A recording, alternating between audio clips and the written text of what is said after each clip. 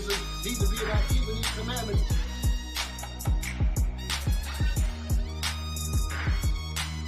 This is not what I expected out of them.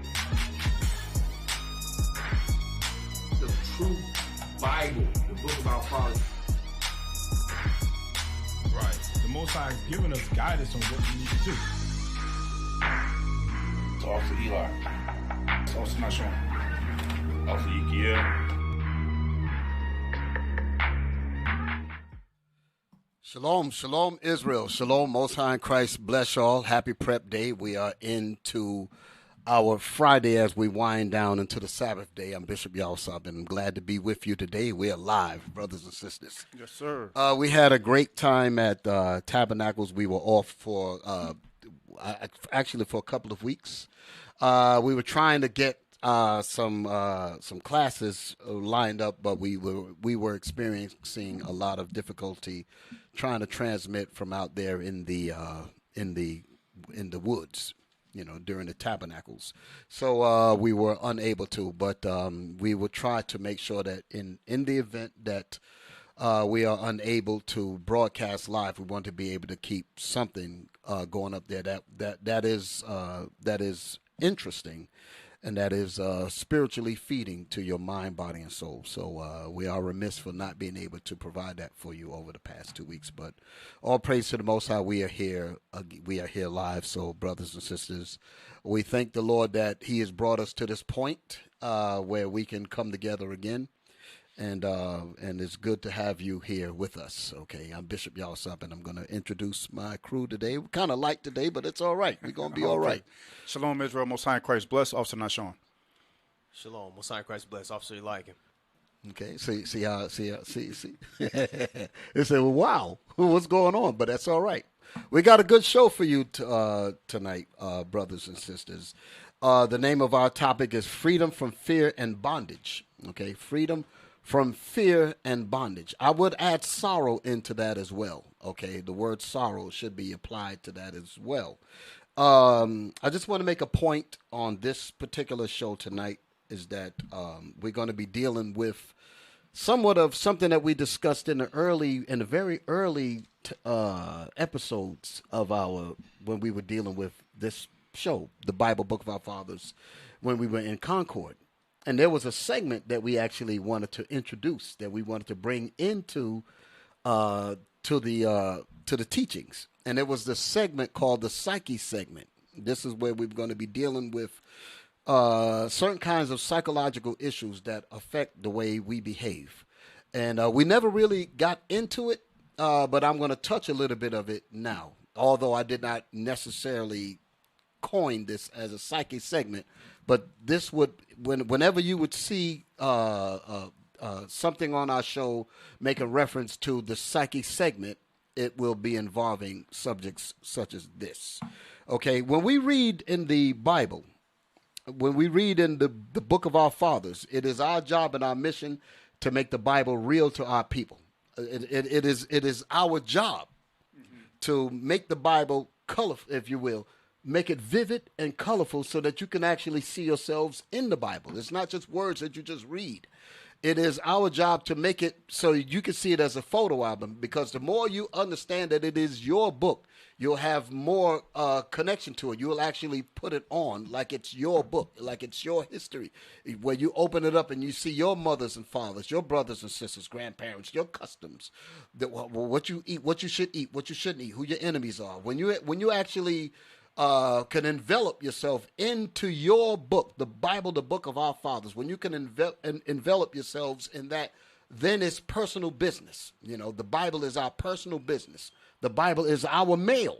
Mm-hmm. That's what this Bible is to us. So our job on this show and on all of the IUIC shows, but I make specific points to make it clear that our objective on this program is to make the Bible real to the 12 tribes of Israel, okay?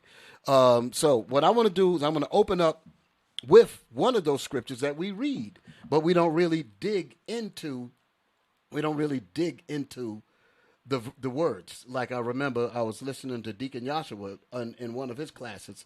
he was making a point that sometimes when you're going through definitions, you look up certain words. He says the point is to drill down into the words. Like you'll come across a word that's within a definition, and then when you get to certain words, you have to stop there and let's look that word up and drill down in it so you can get the full stew. You get the meat, the beans, the gravy. You get it all, the whole pot. So that's what you want to be able to do. And while we are touching this, part of the issue that I'm going to talk about addresses the exact reason why we have to deal with a disclaimer, like what we're about to read now. Come on, put that disclaimer up there. Let's deal with that. Israel united in Christ. We are not a hate group. We are not affiliated with any other Israelite group. Israel united in Christ is a non-violent Bible-based movement. Now, we say this not so much because of the so-called white man and Esau. Esau is our enemy. No bones about it. We know that. Their mere existence and power depends on our destruction. Like, give me that in Wisdom of Solomon 18:7. Yes, sir. Let's read. Their mere power is absolutely dependent on the destruction of our people. And so it's not a mystery why they would call us a hate group. Now, I'm coming back to this. I'm not done with this hate group thing. But read that. The book of the Wisdom of Solomon, chapter 18, verse 7. So of thy people, the Israelites, go ahead, was accepted both the the salvation. people of God, when they're in their right mind, when we don't have a psychiatric problem, we understand that the what? Was accepted. We accept what? Both the salvation of the righteous. We accept the salvation of the righteous. Oh, Lord have mercy, why I got this flash going on? We accept the salvation of the righteous. Go ahead. And destruction of the enemies. We also accept the destruction of our enemies. That's biblical. That's godly. That's the gospel right there. So we are intellectually, psychologically trapped, and we are forbidden to take on that as truth. We hate it. We don't want to listen to words like that. I'm trying to put my my do not disturb on so it doesn't be ringing and going on. Read that again. So of thy people, the Israelites, was when we're in our right mind, was accepted both the salvation of the righteous. We, in our right mind, we accept the salvation of the righteous. Go ahead. And destruction. The salvation of the righteous, we accept that. And we also accept the what? And destruction of the enemy. That's from God. That's the wisdom of Solomon that was given to him from God. So we're supposed to be absolutely ecstatic about that. We're supposed to wear that like a coat, like it's like you understand, like it's skin. But our people have been trained to hate things like this here, and our enemies, they actually practice this. They understand that in order for them to prosper, we have to be destroyed. Okay, and they trick us. They trick us into following their own mindset. If, in other words, their enemies, Esau's enemies is us. They have been successful enough to convince some of us to side with them to be against their own people. Right. That is some crazy stuff right there. They have become to the point where they say, "What's the matter, boss? We sick?" Meaning we end up identifying with them against their own selves. That's beyond phenomenal. Right. That's like I made that point about what Malcolm said. Malcolm said, but before you come and say if we teach hate, you need to ask you yourself who taught you to hate the hair that God gave you, to hate the shape of your nose and the shape of your lips, and hate the color of your skin, hate to be around your own kind. Here you have a hate group brain against your own body. And who taught you to have that hate? Who taught you to have that kind of hate for your own self? You ain't even looking at that.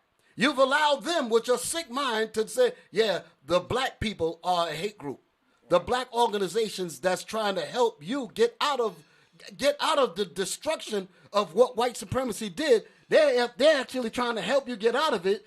You've been so flipped upside down in your mind, you actually hate the liberation, and you actually side with the ones that turned your head upside down. That is some serious sickness. And this is the reason why we have to bring this up. It is not so much because of what Esau said. We can be, what's the word? Here we are, we advocate complete righteousness. Mm-hmm. Any kind of wickedness, we strike it down. I mean, before anybody even tells us anything, this is just something that we do. If you want to talk about model citizens, we're it. Right. People that have had bouts with the law, have bout in with drugs, violence, and things of that nature. We cured them by the word of God in the Bible. They've been cured, and that organization has helped these brothers and sisters to repair themselves to be absolute good fathers, good mothers, husbands, all of that. And the same people who this program is designed to help, they have been duped and brainwashed to say that same program that is helping me, they're a hate group. Mm. So we know that there's some real sickness and psychological damage that has happened to the 12 tribes of Israel. So when we make this point about us not being a hate group, it's not so much that we're trying to tell Esau that we're not a hate group. Because like I said, as good as we are, I'm going to just say it that way, as good and as beneficial as we are to the whole planet, basically, because we talk about bringing in God's program. God's program is about blessing the whole planet in righteousness, eventually. The kingdom of heaven is about bringing God's laws down here on this earth. That's what the Lord's Prayer is about. Right. When it said, thy kingdom come, thy will be done in earth. That's what we are about. So we are really for the good of the planet. Oh, yes. Esau got to get his due. He got to get destroyed. He got to get moved out of the way because he's the evil that's resistant to God's kingdom. So it's not a mystery as to why he would deem us a hate group. So we're not even really trying to address him. That's my point. We really put this up for you sick black folks that's running around talking about we are a hate group, and you are the damn victims of you are the victims of hate. The way you think is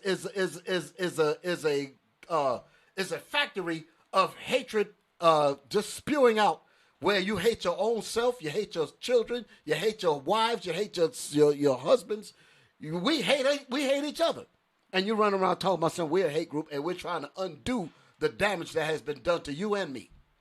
So that's why we're dealing with this. Esau going to hate us regardless. They call Christ they'll call Christ Beelzebub. They're called Christ. I mean, I know that was our people, the Pharisees, but they were underneath the brainwash of the enemy. Right. So when we turn against our own selves, it is us operating in a capacity that Esau has set up headquarters in your head. So it's not even really you. We're basically operating from the remote control of our enemies.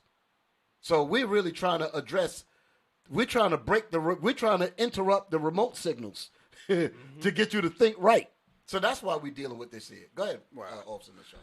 We are not affiliated with any other Israelite group. Because we hope that all Israelite groups will come to the realization that we are not the enemy to each other. We're all trying to get the kingdom. Okay, but we can't unite with them because a lot of them some of them ain't right. Some of them got envy, hatred. Some of them are worse than the damn white man. So we can't affiliate with them. Right. Go ahead. Israel United in Christ is a non-violent, Bible-based movement. We do not advocate or condone any acts of violence against any race, ethnicity, or gender. We advise that if anyone hears or knows of any... why do we have to say this? We have never attacked anyone of any... literally. We do not condone any acts of violence. We have not been violent to anyone. We have... or any race, any ethnicity, any gender. None of these things have we done. We have not plotted to blow up the government and all that other foolishness. We haven't plotted none of those things. None of them. But we still have to say we're not a hate group. That's ridiculous. When the man that's perpetrating, he got a catalog of hate. Right. That's just dishing out hate. Year after year, your sons are getting blown away because of hate. You don't hear no white people getting killed like they're killing us. Right. I'm talking about like these these police stops and all of that, and all kinds of different things. There is a concerted effort from our enemies to kill our people off, but nobody's attributing evil towards them. Nobody's saying that that's a hate group. We're the victims of hate, and we're being called a hate group. That's some psychiatric problems right there. But I ain't done with the psychiatric thing. Right. Go ahead, Mr. Sean. Yes, sir. We are not. Oh, you had something? There was a rapper. I'm sorry. There was a rapper. I remember him saying. I can't remember who it was, but he said, "You see all these rappers talking about I'm gonna shoot my brother this and fornication that, and talking about bringing communities down in these negative ways." But he was speaking on the other rappers, and he said, "You know who's really in control based off of who they're not allowed to speak against." Right. Damn, that's heavy. Because there's no music about we're going to do drive-bys in Jewish communities and we're going to fornicate. They don't say that we're going to do that to them. Check that out. Because they know that that's who's in control. So on the media side of things. And that's like a silent threat. You know what I mean? They probably, you'll never even mention that. Mm-hmm. You understand? But like you said, they won't mention none of that about them. They'd be like, if he even thinks about writing on his lyrics pad, right, before he even get in the studio on the mic. Hey, y'all, can I show y'all an example of what y'all talking about? Hey, that video, the video I posted, play that video real quick. It's just an example. Get also Hosea chapter 4. It's just an example of what Bishop Yawasop and also Eliakim is talking about. Our people hate each other. Not this video, the video right above it. My bad. Showing that we have a hatred for each other, but we don't have a hatred for the people that has, like Bishop said, a history of the things that they. He got books on his hatred. Wait a minute. He got encyclopedias on his hatred. He got every nation have a section in their libraries that deal with the violence that Esau has done to them, but yet they're not a hate group. Wow. Right, and they did so much hate to us during that history. Now we have this type of hatred for ourselves. That's that trauma that Bishop is talking about. Right. That's what we sick in the mind. So much damage has been done to us throughout history that we are sick, that we want to fight against each other, but not against the people that have done this to you. Right. Go ahead and play that video real quick. Just listen to it. See what it's about. Watch the ignorance that our people have become. All right, so real quick, just read read verse 2, Hosea chapter 4, verse 2, real quick. Hosea chapter 4, verse 2. Start with verse 1. Yes, sir. Hosea chapter 4, Let verse me know when 1. y'all ready. Hear the word of the Lord, ye children of Israel. For the Lord hath a controversy with the inhabitants of the land. You hear that? In the beginning, Bishop said the reason for this show is to make sure to show the people that you fit in this Bible. Exactly. This Bible is talking about you. It says the Lord has a controversy against you. Because of why? Because there is no truth. Because there's no truth. You have no laws. You have forgotten God's laws. You have forgotten who you are. You have become just like your enemies. You learn from them. You fashion your ways of them. You become just like them. Exactly. Murderers just like them. Rapists just like them. Go ahead. Read on. Finish it out. Nor mercy. Nor knowledge of God in the land. By swearing. And lying. And killing. And stealing. And committing adultery. They break out. And blood toucheth blood. Wow. So because of all of that have happened to us in history, that scripture right there, you see us in there. We fit that. You got these gangs. You can't even go in certain rappers. You see these rappers dying off at an alarming rate. They can't even go into certain states because they getting bodied by their own people. Bullet shots all through them for nothing. Go ahead, play the video real quick. It's going to show y'all what I'm talking about. They have to have an experience before they realize. Stop. Hold on. Pause it real quick. Let's Pause it real quick. Right. That's what I was going to do. Go back to the. Go. Rewind Let's get it. those words there so we know what we're dealing with. Okay. Rewind it just a little bit, or just start it from the beginning? Right. Right there, it says... Right, don't even play it. OG California Crip says rappers have to check in when they in his city. Some of y'all might not know what that means. Wow. Some of y'all might not know what that means. That means if you are a rapper outside of the state of California, if you are a rapper and you coming into him to do a show, you just conducting business, Bishop. That's all you doing. You conducting business. So you can't even have a concert. You can't even have a concert. I'm coming to a concert because I want to promote whatever I'm dealing with. Right. But I got to deal with these OGs. You got to check in with OG, whoever he is, OG Crip from California. You got to check in with him. Make sure it's okay. Whatever he want, whether you got to pay him, whether you got to bring his crew around, whatever he may want. But he ain't doing this to the people that got his people over here in the first place. The reason why your people are in the slums, they don't got to check in. They good. They go jogging down your blocks. Right. This is a result of what the title of our program tonight is. This is what fear will do. Right. Fear of the white man. Right. We already know why we think the way we think. We're not that stupid. We know the reason why we're so messed up in our communities, but it's like we won't even break breath to say what the real deal is, but rather another rapper better not come into my city, I'll kill his ass. That doesn't even make sense. And because I'm allowed to do that. But I can't even say that the white man is my oppressor. I can't even say it. Can't even write it down. Don't even think it, nigga. That's basically what they're saying. But you can talk against your own all day long. But yet, when we bring out the reality about how we think and how we act, we're a hate group. Wow. Right. Go ahead. And that's why the Bible is so heavy, because it's showing you without a shadow of a doubt that it fits you. That scripture that also like him just read, blood touches blood, that's us. And this is proof of it right here, all through your social media. These rappers rap about it. Your women talk about it. Your men talk about it. Mm-hmm. It's in your communities. Go ahead, finish it out. Sorry, Bishop. Yeah. They have to have an experience before they realize I should have checked in. Mm-hmm. You see how? Hold on, real quick. He said they got to experience some things before they realize I should have checked in. Good. What is he talking about? He's talking about killing his own people or doing harm to his own people. That once I did this harm to him, now they realize they should have dealt with me. That's the mindset we have. I'm gonna show you how bad it is. Some gangs name themselves after the street signs. The white man will come. You say, "Well, I'm the 42nd Street Gang," for an example. Right. Or I'm the O block. O block 300. We're the 300 or whatever. The white man will come in, take a screwdriver, change the damn sign, put a whole nother sign up there. Now all of a sudden, you ain't said a damn thing. He just changed the whole gang. Right. What you happened ain't to said the nothing. gang? What happened to the? That's what I'm talking about. Our people are just, bro. This is where we at. This is where we at. This is where we at. Go ahead. This guy doesn't own a damn square of the concrete that's poured, and he got the nerve to tell people that they got to, his own people at that they got to check in when they come into the state. Go ahead, play it. This right here, what you just saw there really demonstrates the black man's impotence. That's what this. Whenever we'll go and deal with each other like this here, but in reality, we won't touch where the real issue is. That's impotence. That's cowardly. Right. That's cowardly. That's like you're scared to fight a man, but you'll go beat up on a woman. Come on, man. Go ahead, finish it out. They think they is, and they the one that had the nigga killed.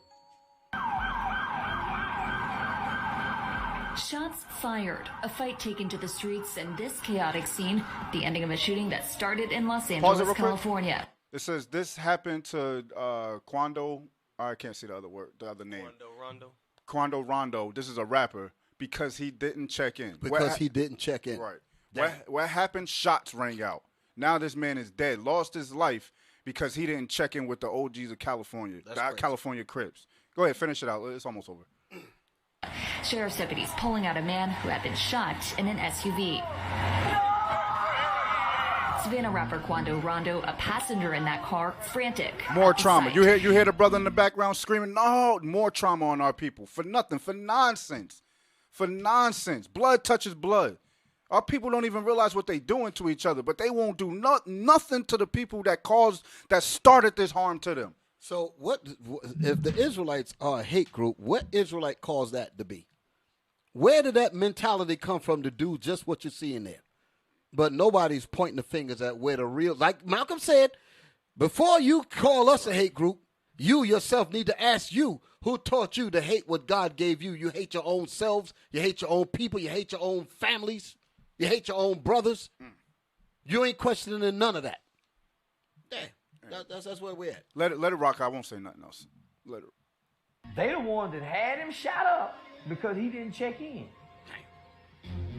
Homie, I gotta check in. Look at his face. I gotta check in, and if I don't check in, y'all gonna kill me.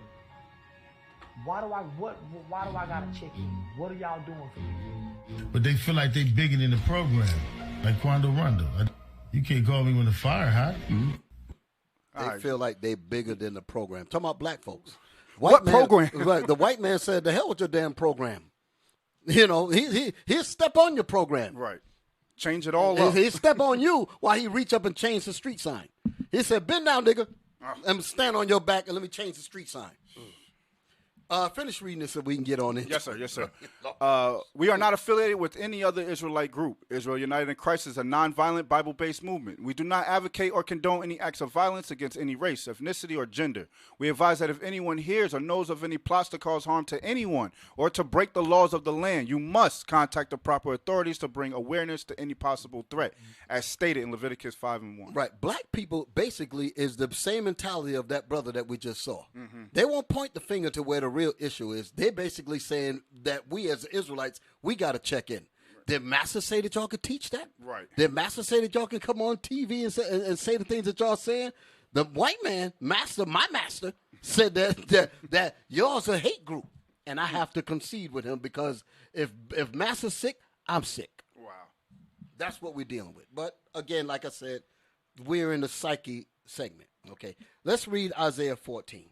Isaiah 14, read verse 3. I'm gonna tell you where we're coming from when we speak about this. The book of Isaiah. Like I said, our job is to make the Bible real to our brothers and sisters, and that's what we're gonna do right now. Come on. Isaiah chapter 14, verse 3. And it shall come to pass in the day that the Lord shall give thee rest from thy sorrow. And the Lord shall give us rest from thy sorrow. So we need to illuminate or drill down into these words. Sorrow. Give me Deuteronomy. Let's just deal with that. Let's deal with the sorrow. Deuteronomy chapter. Let me see. It's Deuteronomy 20, the verse that says that 65. Read 65. Deuteronomy chapter 28, verse 65. And among these nations shalt thou find no ease. And among these nations that the Israelites will go into, it's talking about the 12 tribes of Israel. The Bible, the book of our fathers, is identifying us. Read it again. And among these nations. And among these nations where we went into captivity, where our enemies rejoice over having us in destruction while they are in their salvation. Like we read in Wisdom of Solomon 18. They've accepted the destruction of the 12 tribes of Israel while they enjoy salvation, and they love it. Go ahead, read. And among these nations shalt thou find no ease, neither shall the sole of thy foot have rest. Go ahead. But the Lord shall give thee there a trembling heart. A trembling heart. This is where the psychological damage comes in. A trembling heart. As you saw that brother that was talking about brothers got to check in. You think he's tough, talking about the program. Right. He has a trembling heart. Right. The white man will just walk up, looking like Bonnie Fife from Andy Griffith. He'll come up there with a gun that don't even work. He'll walk up there by himself and step on his head and change the sign. And he won't say nothing because he has a trembling heart. The scriptures say that a shaking leaf shall put 10,000 of us to flight. I can't quote exactly how it's written, but it's written like that. It's written, and that's what it's talking about. We have a trembling heart when it comes to the nations, and we'll easily attack each other. And nobody's pointing out the fact of where the real hate group syndrome comes from. Right. Go ahead. Read. Neither shall the sole of thy foot have rest. We have not rested yet. We're constantly looking over our shoulder because there's always something gaining on us. If it ain't a bullet, if it ain't a drug dealer, if it ain't a robbery or a rape or a murder or somebody trying to steal something or somebody trying to rape your daughter or kidnap or beat up your son, there's always something going on within the reality. That's the reality of where we live. And that puts us in a traumatic state. Just the fact of living in that kind of chaos every day in and day out. That would bring you into a level of psychotic. Right. That's the mental illness that I want to talk about. Because oftentimes, we're going to read some more. I wanted to go into when people talk about mental illness. Because we're reading in Isaiah 14, and it says, we got to think about what sorrow does to the mind. Sorrow eats at your hope.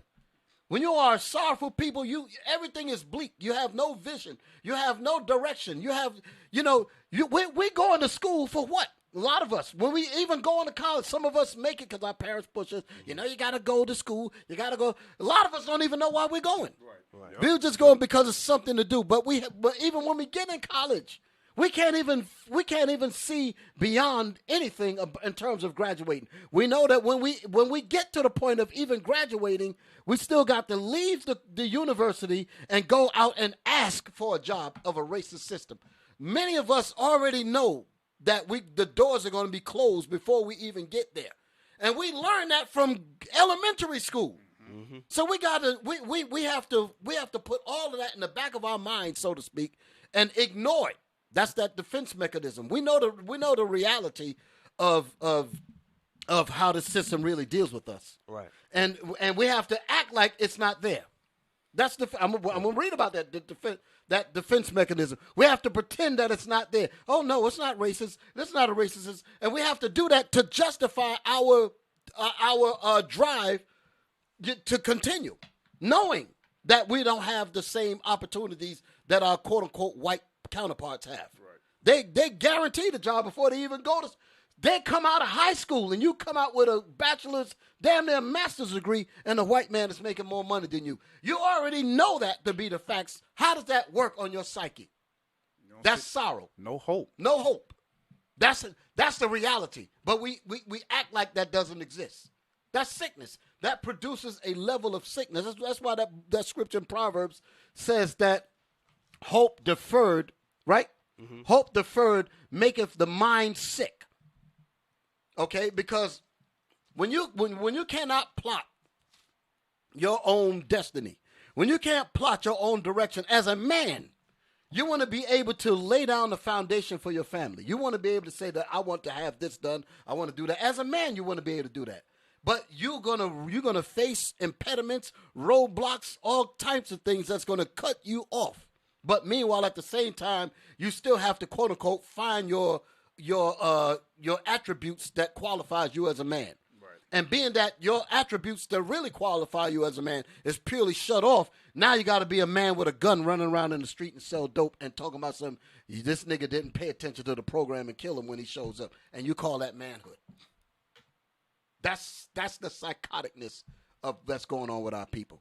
Where am I at? I've been talked about so many different things. I was going to say, Bishop, our people are so sick and distracted with these fears that you mentioned, is that when they finally get something good, tangible in their hands, showing that they are the greatest people on earth, they can't believe it. Right. They do not accept it. Right. And that's that level of trauma that's in their head. That's our people are sick.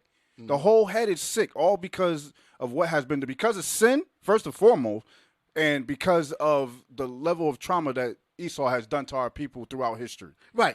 For an example, like the guy that used to be with us, Bezalel. He went and sat in front of a white supremacy group called SPLC and basically said to them that IUIC, he called us by name, he said IUIC helped many people get off drugs, helped out, got their families together. He mentioned all kinds of good stuff. And then there's like something chipped in them. Their hate group. I'm like, what the hell is this? Y'all saw it, right? Yes, it was like he got that poke, like somebody said, boom. Right. That didn't even match with the statement. That's what I'm talking about. That is unbelievable. But that's the deal. That's Bishop, the cameramen and the editors, and they was in the editing room. They was watching the footage. He said all them positive things, the things that are evident. It's a cinematic electric shock. And then he said, but they're a hate group. Even the Edomites in the back, they looked at each other. What? Yeah. You know what it was?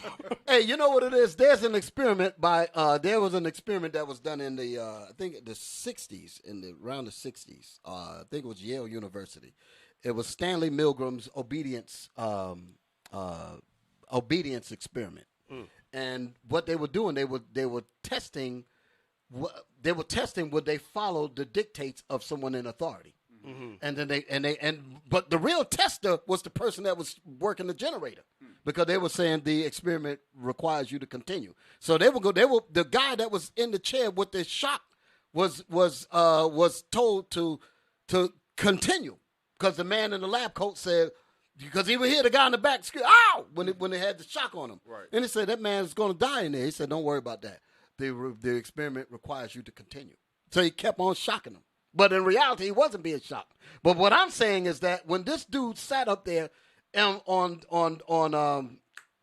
SPLC, Bezalel, he was saying about all of the good stuff that we do, but then he felt that electricity come up his backside and their hate group. That's basically the deal. So, it is what it is. There's a punishment on that God got laced up for all those that come against this gospel. The gospel that he even said that are benefiting brothers and sisters. That's something else. That's a definition of a turncoat. Where we at? Deuteronomy. Yes, read that. Chapter 28, verse 65.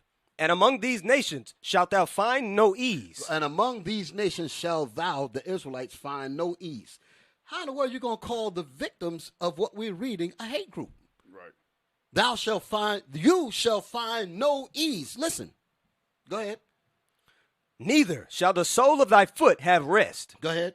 But the Lord shall give thee there a trembling heart. A trembling heart. Scared. Scared to even tell the truth. Scared to even say, listen, if you're scared, just don't say nothing. Don't get up there and lie.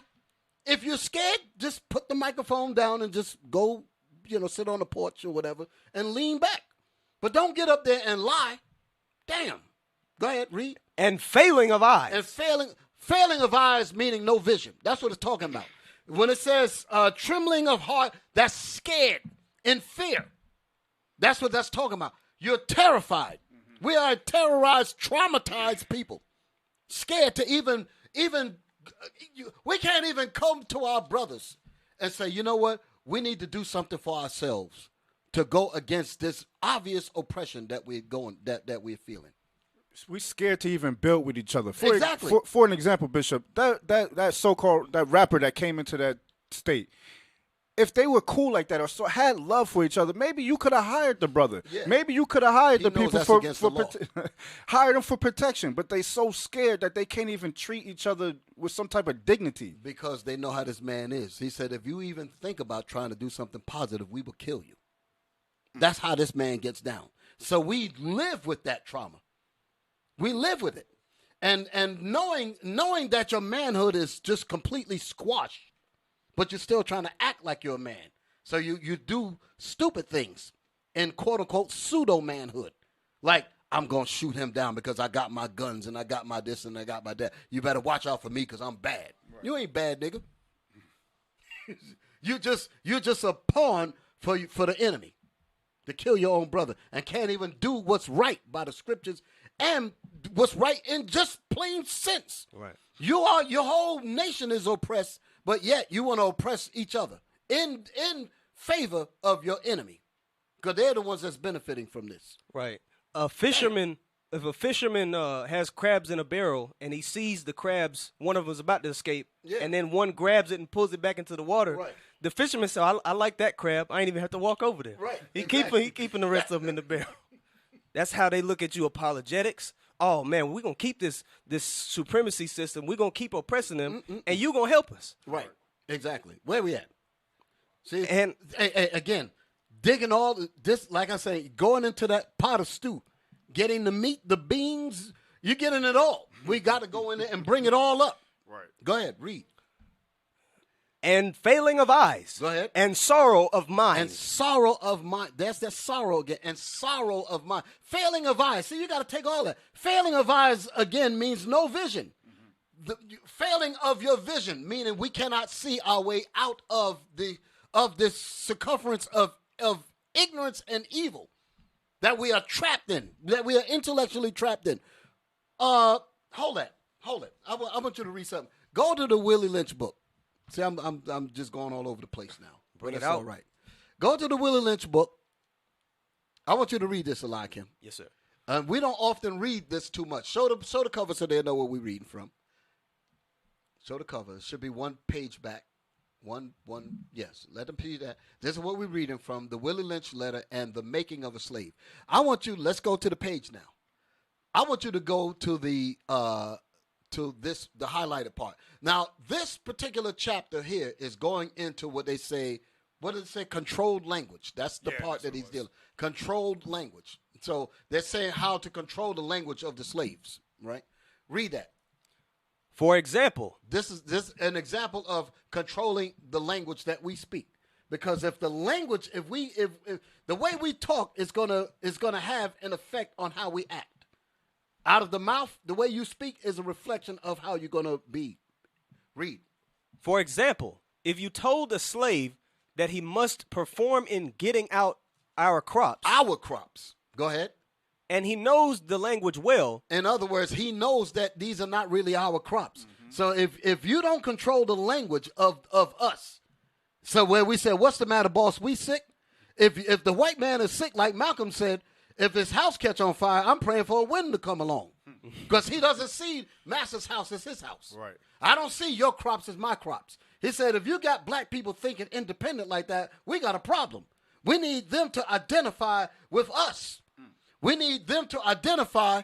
If we say that your own father is a hate group, we need you to say that along with us. Right. That's how far this thing goes.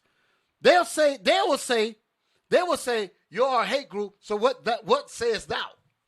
That's what they're pointing back and say. They said, we say that IUIC and the Israelites are a hate group. Then they put the microphone to you. What says thou? Yeah, they're a hate group. That's basically what it, because you are identifying with your oppressor. Like you got no backbone for your, that's, how could you call yourself a man? And here's the worst part about it. You know inside that what we're saying is proper. There's a voice in you that knows that what you said is improper. That inner voice, that spirit, that tells you, say, you know what, you went up there like a punk and said some BS. You know damn well that you should have said the truth. You have that voice, that conscience that pierces in there. But that consciousness, you have to drown that out. Most people will have that in their mind. They know that they ain't supposed to be acting the way they act with their own brothers and sisters. Know that they're not supposed to be hating the same people that's catching the same hell as them. But there's a voice inside that says, you know what, I shouldn't do this. And that voice keeps coming up, and you are compelled to either listen to it, and if you listen to it, that means you got to come up with some actions that's going to be against your oppressor. Because that voice is going to say, you know what, you should not have done that to your own people. You should not have said that your own people that's trying to help your race, trying to help your nation, you call them a hate group, you know you should not have done that. There's a voice that will come and convict you. That's what they call your conscience. Your conscience will convict you to know that you didn't do right. But what do you do to silence the conscience? Give me dope. Give me alcohol. Give me this. Give me that. Give me religion. Give me Christianity. Give me anything. That's a defense mechanism. You will try to drown out that voice. Drown out that reality that says what you really should do. And you don't want to keep hearing that voice. Don't wake me up, I'm dreaming. That's the mentality there. That's what's going on. Where we at? Willie Lynch. Yes, read that. For example, if you told a slave that he must perform in getting out our crops. Our crops. You're making him think that the white man's crops is your crops. Right. You're making him, you're making the slave, so-called slave, you're making the slave believe that his house is your house. And when his house is burning up, you'll work harder to put the flames out. The white man be like, shit, I got insurance. You'll be like, no, master, we can save it. That's because your language has been controlled. Right. You think you identify with your oppressors so much that you actually hate your own selves. Hey, Bishop, how did they do that? How did they force that type of mentality on you? We're going to read about it. No, but gotta say. How'd they do it? Some of the examples, lynchings. Yes. Murders. Yes. Shackles and chains. Yes. Coming over here on Right. slave ships. Stoking the fire. Right. These type of things. Rape. Forced trauma. They force the trauma on us. And that's how you And end we up live with that. That's how you end up with this type of mentality right here. Right through fear, just like Bishop was mentioning. Right. Read on. I ain't done yet. Come on. And he knows the language well. And if he knows the language, like we do, we ain't going to say that this is our country. We live here. We're going to abide by the law. But this is not our land. The scriptures tell us that in Micah 2 and 10. Arise ye and depart, for this is not your rest. We know that this is not ours. But we're going to live lawfully and all that. But we're not stupid. We know that this is not ours. Right. You know? Read on. And he knows the language well, he would know that our crops didn't mean our crops. Meaning that's what they're saying about if you allow us to learn properly, we'll know that the white man's house is not our house. We will know that when he calls us a hate group, he'll know that we can identify with that. We cannot identify with that. That's what you say. But what says us? No, we're not a hate group. We are a spiritual group that is about lifting up the 12 tribes of Israel. That's Right. the answer that you were supposed to give. Right. Go ahead. And the But slavery. they would have cut your testicles off. Right there on the camera. Go ahead. And the slavery system would break down, for he would relate on the basis of what our crops really meant. Meaning that if they have their right mind, they will know that our crops really don't mean our crops. Then that means you can't really control them intellectually. Mm-hmm. So now jump down. Jump down to the other highlighted part.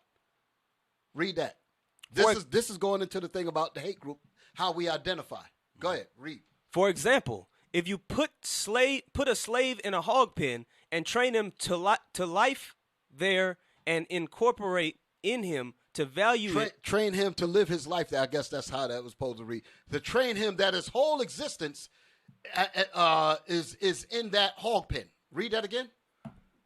For example, if you put a slave in a hog pen and train him to live there and incorporate in him to value it as a way of life completely. So that means his whole life, his whole definition is within the circumference of that hog pen. That means he has no, in other words, if Master said that we are a hate group, I'm going to say we're a hate group because I have no other way of thinking. His whole mentality is encapsulated within the confines of that hog pen. It's using that analogy, but we're the ones that's living in a hog pen mentality where we cannot see nothing outside of the boundaries of what Esau has set for us. And we live comfortably with that. And to show you the trickery words behind that, when they use the word radical, that simply means radius, meaning that your thinking is beyond the confines by which they set up for you. When they say that you are radical or when they say that you are extreme, they're saying that you are extreme beyond where I want you to be. Right. I put you niggas in a mold, and here you are operating outside of that. You are a bad slave. Right. You are an extremist. You are radical because I need you to deal within this ring here. Fringe group. Fringe group. Fringe from what? Yeah, exactly. Wow. That's the damage. That's the mental illness. And what I was like, I don't know if I said it. I wanted to address the term mental illness. Uh-huh. I know that when people hear the word mental illness, you might actually look it up and you might get a quote unquote finite definition for it. But the point that I'm making is that this mental illness means sick. Okay, and we are sick mentally. We mentally meaning that we are sick spiritually. So there is a level of mental illness when it comes to our people, like what we was talking about with that rapper, and with the brothers that the turncoats that was with us. There's a level of mental illness that sets in that'll make you turn against your own, and you try to justify that. That's damn near suicidal, because that voice is going to be like, "Why did you do that?" And then you got to quiet that voice down, and some people can't live with it. Some people hear those voices really torment them and be like, you ain't worth nothing. Right. And then they trying to drown that voice out. Then they end up coming to the hospital. And then sometimes they end up cutting themselves and all types of other stuff. There's some real mess going on psychologically with a lot of people because they're battling what should be, but the sorrow, the fear, and the bondage and the oppression makes us walk away from what we know we should be doing. And we live under that constant stress. Mm-hmm. And it didn't just come out of osmosis. The way we think is a direct result of what you was talking about earlier, the lynchings, the burnings, the killings, the things that has happened to us in slavery. Post-trauma, post-traumatic slave syndrome. That's a mental illness in various degrees other than what you might look up.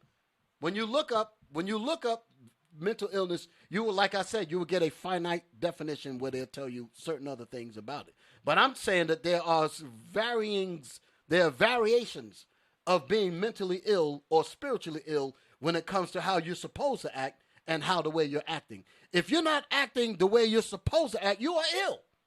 That's what ill means. Like if they say illegal, you're operating on the outside of legality. Right. If you're saying that we are ill in the way we act, you're operating on the outside of where you're supposed to be. Your Constitution, the Bible, tells you how you're supposed to act. And if you're acting any way outside of the book that is your book, if you're operating outside of that, you are ill. Sick, right. You're sick. And you're spiritually sick, which is a mental sickness, which is mentally ill. And that's what I'm driving at when I make that point of just speaking about being mentally ill. Not the so-called definition that you get. I'm talking about the varying stages of our mental illness, which causes us to hate what's actually good for us and love what's detrimental to us. Wow. Read. For example, if you put a slave in a hog pen and train him to live there and incorporate in him to value it as a way of life completely, the biggest problem you would have out of him is that he would worry about provisions to keep the hog pen clean. Right? Read it again. He would worry you about provisions. So if they put us in a hog pen and we have a hog pen mentality, and we come to a point where we say my whole existence is within this hog pen. I know nothing about the outside of it. And the only thing that the man that put me there has to worry about is how to keep the hog pen up together. That's why we worship little things like a car. That's the reason why we put so much emphasis in the little material things that we get. We put so much emphasis on because that's all we know.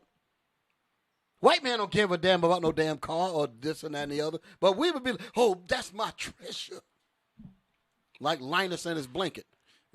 What's crazy, Bishop, is that's exactly how we are. We only worried about keeping that hog pen clean.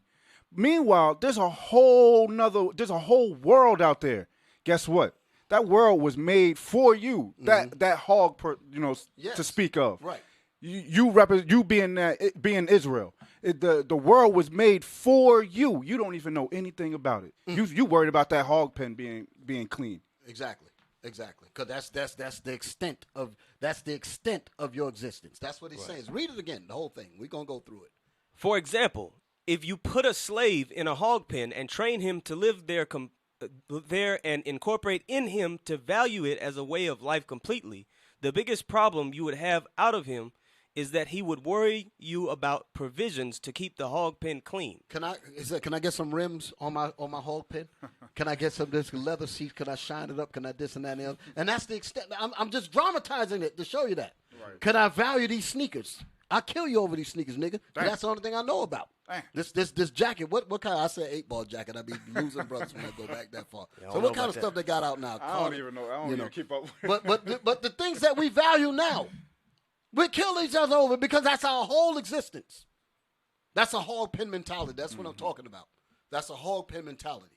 And even if you look at the word slave, when you put a slave, if you even adapt to that, you've already subscribed to the hog pen. Yep. But just, if you identify as a slave, you don't even consider yourselves as equal or even superior. You say that I am supposed to be dominated. I'm supposed to be underneath the umbrella. Look up to the white man. He's the father of us all. Daddy, can I have some change? Can I have an allowance? That's how we act in the system, and we're comfortable with that. The reason why we're that way is because we have been beaten. Mm-hmm. Trauma. That's why we're here. Right. Now, we got, of course, our job at the Bible, the book of our fathers, is to give you the solution. So the solutions are coming. Right. That's right. All right. Read on in here. Is to keep the hog pen clean or partially clean, or he might not worry you at all. But even if he don't worry you at all, his mentality is still about the hog pen, whether I put rims on it or not. Go ahead.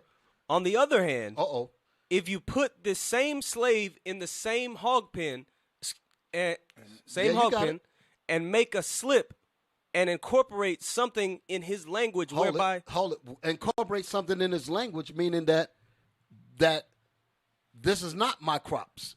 This is your crops. Right. That's the language that he's talking about. You might understand that there's a world outside of the hog pen. Right. You might make him think, well, this is your hog pen. You put me here, but I don't belong here. You got a problem there. That's what he's addressing in this part there. Yeah. On the other hand, read that. On the other hand, if you put this same slave in the same hog pen and make a slip and incorporate something in his language whereby he comes to value a house. Hold it. A house is much better than a hog pen. If you got him in a hog pen, he thinks that his whole life is about them rims on that BMW or whatever, and that's his whole existence, not realizing that he's supposed to own the whole damn car lot and every damn thing else. He ain't even looking at that. It's just about my rims and my car, my little bit of stuff, and I will value that and kill anybody that get near it. Hey, Bishop, it said if he make a slip. And yes. I know you, back in slavery, we were killed for being able to read, but some of these slave masters had so much pride on them, they had so much pride on them that they'll teach some of them to read. That's his slip right there. Yes. That's his slip, because with that comes what? Now you start to learn who you are. Right. Now you can teach other people who they are. You're starting to value more than that hog pen. Who learned you, Mim? Right. That's what they said. Who learned you, Mim? Right. Hell, boy, you know what you get for reading? Damn. You can read, can't you? They did right. They did incorporate something in our language, the Bible that we wrote, and they gave it to us. Didn't even know what it was. But even in that, that's why they gave you religion along with it, because religion will distort the words didn't change. Right. When you look at the words, like go back up to the top of the page for an example. The words didn't change. It shows you that they changed your mind. Our crops, the same words exist. But if your understanding of what our crops mean, if our understanding of our Bible is different, that's where the problem comes in. So you can say our crops, but if his interpretation of our crops, meaning that my crops and masses' crops, then that's what they want. Yep. Same thing with the Bible. We got the Bible. If we incorporate and said this Bible is a white man's Bible, the same effect. Right. But if we understand that this is not your, said no, this Bible don't belong to you. This Bible belongs to us. White men say, oh, we got a problem. We got a big ass problem. This dude talking about his crops and ain't our crops. He talking about that Bible ain't our Bible. They even calling us white supremacy. Yes, because that's the facts. That's a problem. That's what they're saying. Go back down. Go back down to where we was at. Let's finish that up. On the other hand, if you put this same slave in the same hog pen and make a slip and incorporate something in his language whereby he comes to value a house. Now he's thinking outside of the hog pen, like what they say, outside of the box. To be radical, meaning that his radius, his intellectual radius went beyond the hog pen, and now he's examining houses. So once he is examining houses, he be like, well, hell, what the hell am I dealing with this hog pen? That's a problem. Right, absolutely. Go ahead. A house more than he does his hog pen, you got a problem. Yeah, that's why we're a hate group. And for a nooker to say that we are a hate group, to side along with his enemies, that is that shows you how low down a Negro can be, even a Hispanic Negro. That shows you how low they can be for them to know what we're saying is the facts and still speak against it. That's why the Most High got judgment for spirits like that. I'll leave it there. Now, so where we at? Let's go back to where we was at. Yes, sir. We read Deuteronomy 28:65. We didn't finish Isaiah. Yeah. 14. And so finish up in the Deuteronomy 28, that last line. Yes, sir. Give thee there a trembling heart, but the Lord shall give thee there. We're back in Deuteronomy. I just want to read these things so we can get past it. Deuteronomy 28, verse 65, the middle of the verse. But the Lord shall give thee there a trembling heart. There, meaning in this captivity. He shall give us in our captivity a trembling heart. We're even scared to speak the truth. But we call ourselves men. How filthy, how disgusting can that be? You are a man. And as a man, you can't speak truth. You might as well just hang your man, put on a damn dress and heels. If you can't even speak as a man, what good is there to be a man? And this is why we got the dude talking about something, you got to check in. He's basically been made into a female. Right. Because in reality, he should be like, listen, ain't nothing going to go down in my community that ain't going to benefit my people. That's what a man would do. Right. That's what a man would do. Go ahead, read.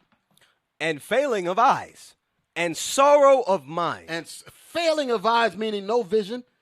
That's why I said where there is no vision, the people perish. The people perish in drugs, alcohol, dope, Christianity. All of that is dope.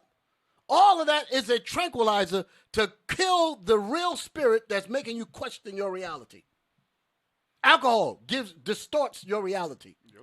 Drugs and smoking pot and weed and all that distorts your reality. Church distorts your reality. Hey, the people sitting up in church With the Bible telling you Christ is a black man. You got to ignore that and say color don't matter. Meanwhile, when you take your black ass outside, you get the hell beat out of you because of your color, nigga. How in the world you going to say color don't matter? That's some sickness, and church justifies that. Church justifies that. Damn. Go ahead, read. Verse 66. And failing of eyes. Yes, sir. And failing of eyes. And sorrow of mind. Failing of eyes, no vision. And sorrow, meaning depletion of vision. Depletion of being able to think critically. Sorrow of mind, meaning your mind ain't worth a damn. You can't even work out little solutions in your own communities. Can't even come together. Can't even shake your brother's hand. What you looking at me for, nigga? Right. What you sweating me for, nigga? I got some heat for niggas like you.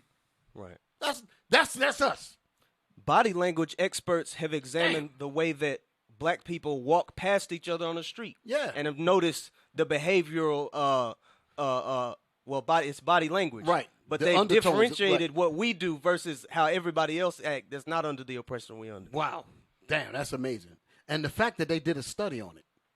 You said they did a study on it. Yes. They did a study. sir. That means it's a real problem. Right. But see, you even got to look at stuff like that. Just for somebody to even come up with the fact to do a study on something like that. That shows you how sick we're normal. You ain't normal at all. If somebody sat back and said, you know what, look at the condition of these people. Let's do a study on that. And actually make a study and people will say, yeah, that's the facts. That's what it is. And it actually gets views and all types of stuff. That means it's a real reality to how sick we are. Wow. For somebody to even do a study on that shows you how messed up we are, how mentally ill we are. Damn, I ain't even hit my stuff yet, man. I don't know about these commercials. Let's go. Hey, let me go back to Isaiah. Let's get Isaiah. I gotta get these things in here, man. Isaiah chapter 14, verse 3. And it shall come to pass in the day that the Lord shall give thee rest from thy sorrow. From our sorrow, go ahead. And from thy fear. And from our fear, we're scared. We can't even be men. Niggas will get mad at me for pointing out their failure to be a man rather than stand up and deal with the real testicles. If you got them, stand up on the testicles and do the right thing instead of being mad at me. I'm that conscious, nigga. I'm that conscious that you don't want to hear. That's what it is. I'm that conscious that you're trying to shut down. You don't want to hear that voice. That's what it is. Go ahead. And from thy fear. And from thy fear. And from the hard bondage. And from the hard bondage. That's all of that is the mental plagues and death that has happened to us. Why he calling us nigga? The white man we live like niggas. Right. I'm just using words just to try to shock you into some damn sense. I shouldn't have to use words like that, but niggas only understand hard hitting them upside the head, stuff that offend him, that make him stand up. He might think. Mm-hmm. He act like the Bible don't have any effect on him. The Bible got the ultimate effect, because if you don't listen to this Bible that's coming out to deal with you, the Bible speaks about a niggard attitude. Let's get that. Shoot. He said, damn, man, you get going in. Let's read that thing. Yes, sir. You got it? I got it. Yeah, there's a scripture on it. The word niggard with the D. It's the same thing. Let's read that thing. Yes, sir. You got it? It is Sirach. Yeah. Chapter 14, verse 3. Read that. The book of Ecclesiastes, chapter 14, verse 3. Riches are not comely for a niggard. Whoa. Read it again. Riches are not comely for a niggard. Read on. And what should an envious man do with money? So that's what a niggard is, an envious man. You envy when real men, let's line it up. When real men do what real men do. Take the Bible, which is the source to help us. We at IUIC, we take the Bible and fix our people. Right. That's what we do. We fix our people with the word of God. But what a nigger would do. Read the whole verse again, man. Riches are not comely for a niggard. You give a nigger some damn money, he ain't going to do nothing but buy guns and come against you. Go ahead. And what should an envious man do with money? And a nigger is an envious man. A nigga is an envious man that hates his own people. To call your own people a hate group. Damn. When the very conditions that you yourselves come out of is a result of somebody else's hatred against you. But yet we are a hate group for trying to bring you and your people out of it. People who have never heard this scripture even use that saying in the world. We should have never gave you niggas money. Exactly. Damn. Wow. So we got that in now. Let me turn it up a little bit. Yes, sir. Let me turn it up a little bit. Read that Isaiah again. Isaiah chapter. I'm getting ready to go a little deeper now. Yes, sir. Isaiah chapter 14, verse 3. And it shall come to pass in the day that the Lord shall give thee rest from thy sorrow, and from thy fear, and from the hard bondage. And from the hard bondage. Again, we're making the Bible real to our people. Yes. The Most High put hard to describe the bondage. In case you didn't understand what bondage is he's talking about, God is saying, I want you to look in the reality of the whole planet and see who suffered hard bondage. Hard bondage is black people, Hispanic people, Native American people. That's the hard bondage that we went through. Now, I'm going to show you some stuff now. I'm going to get it in right about now because I forget to go in too long. Then I'll be trying to squeeze these videos in and it'll be a problem. Now, I gotta show you how damaged we are. Bring it out. I got to do it. So, in the hard bondage wherein thou was made to serve. We were made to serve hard bondage. We were made to be in fear. We was made to be in sorrow right here. And it has warped our minds. We've actually, we have been traumatized so badly, we've justified trauma. Yep. We think we've actually normalized trauma. We've normalized it. That's showing you we've actually adjusted to sickness. We've actually adjusted to sickness. In other words, we made it normal. We made sickness normal. Damn. That's what you call some real destruction. Lord have mercy. Give me my video. The sister that was in court. Give me my video. The sister that's in court. Now I want to show you how bad trauma is. Now we're gonna get to these things here. Now I want y'all to listen to this here. I want y'all to listen. This is a sister. Before we play it, just show the picture before we hit the button. Let them see what I'm talking about. Let them just see the frozen image. What y'all looking at here is a woman that's in court, and she's upset because her husband was, by the definition of mentally ill. So like I said, there's various stages of mental illness. She's really talking about the fact that her husband had an episode. This is what they call these psychotic episodes when 911 has to be called. They got to be, restrained and brought into a mental facility. Those kinds of things. That's the given definition of mental illness. But what I was pointing out earlier is the before you get the quote unquote diagnosis, many of us live in these pseudo, for lack of a better word, pseudo psychiatric situations. We're not normal at all. As a matter of fact, before we play this, go to the book. We're gonna play this here. Go to the book. Move it around on the thing. I want the book. They stole it. The black book right there. I'm looking at it here. That's it.